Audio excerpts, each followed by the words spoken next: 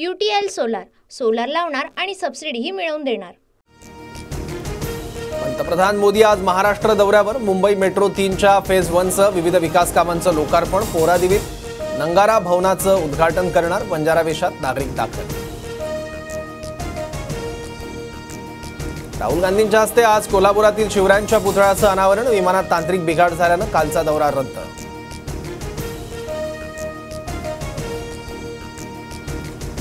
अजित पवार गटाचे इंद्रनील नाईक आणि भाजपच्या निलय नायकांना मोदींच्या कार्यक्रमात डावललं। समाज बांधवांना घेऊन पोहरादेवीला जाणार। इंद्रनील नाईकांची प्रतिक्रिया।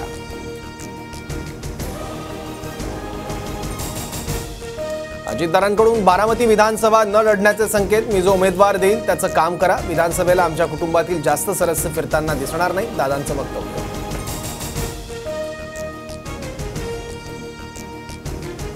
अजित पवार लोकसभेची पुनरावृत्ती करणार का? शरद पवारांचा खोचक सवाल। अजित पवार सतत सांगतात मी शब्दाचा पक्का, ते शब्दाचे पक्के असतील तर विधानसभा लढणार नाही। अजित पवारांचे बंधू श्रीनिवास पवारांची प्रतिक्रिया। वोट जिहाद शब्द वापरल्याप्रकरणी काँग्रेसकडून फडणवीसांविरोधात राज्य निवडणूक आयोगाकडे तक्रार। धुळे लोकसभेचं उदाहरण देत फडणवीसांकडून वोट जिहादचे आरोप। राधाकृष्ण विखेंच्या मुलाविरोधात उभं राहिल्यानं आणि प्रस्थापितांना आव्हान दिल्यानं माझ्या मुलीला त्रास। IAS अधिकारी पूजा खेडकरचे वडील दिलीप खेडकरांचा आरोप। अजित पवार गटाच्या भायखळा तालुकाध्यक्षावर अज्ञातांकडून हल्ला। धारदार शस्त्राने केलेल्या हल्ल्यात सचिन कुर्मी यांचा मृत्यू। अमरावतीच्या नागपुरी गेट पोलीस ठाण्यावर दगडफेक। पोलीस वाहनांच्या काचा फोडल्या। पोलीसही जखमी। एका विशिष्ट समाजाबद्दल वादग्रस्त वक्तव्यानं अमरावतीत तणाव।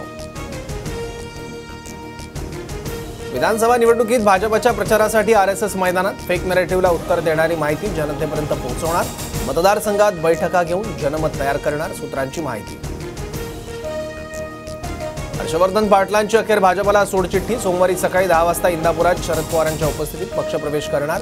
इंदापूर विधानसभा लढवण्याची तयारी। पुण्यात मित्रासोबत बोबदेव घाटात फिरायला गेलेल्या तरुणीवर तिघांकडून सामूहिक अत्याचार। संशयितांचे स्केच तयार। आरोपीच्या शोधासाठी 10 पथक रवाना।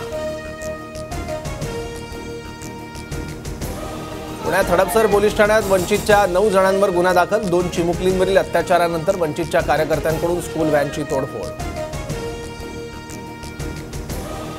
संभाजीनगर, मालेगाव आणि जालन्यात NIA आणि ATSची संयुक्त कारवाई। काही तरुणांची चौकशी सुरू। तरुण देशविघातक कृत्यात सहभागी असल्याचा संशय। मुंबईतून 111 पोलीस निरीक्षकांच्या बदल्या। वेळेत बदल्या न केल्यानं निवडणूक आयोगाकडून पोलीस महासंचालकांची कानउघाडणी। नंदुरबारच्या नवापूर तालुक्यात भूकंपाचे धक्के।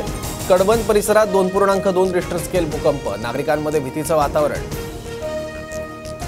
इमर्जन्सी चित्रपट पुढील महिन्यात प्रदर्शित होण्याची शक्यता। निर्माते आणि सेन्सॉर मंडळातील तडजोडीनंतर प्रकरण हायकोर्टाकडून निकाली। हरियाणात संपूर्ण 90 जागांसाठी आज एकाच टप्प्यात मतदान। 1031 उमेदवार निवडणुकीच्या रिंगणात। 8 ऑक्टोबरला निकाल। UTL सोलार लावणार आणि सबसिडीही मिळवून देणार।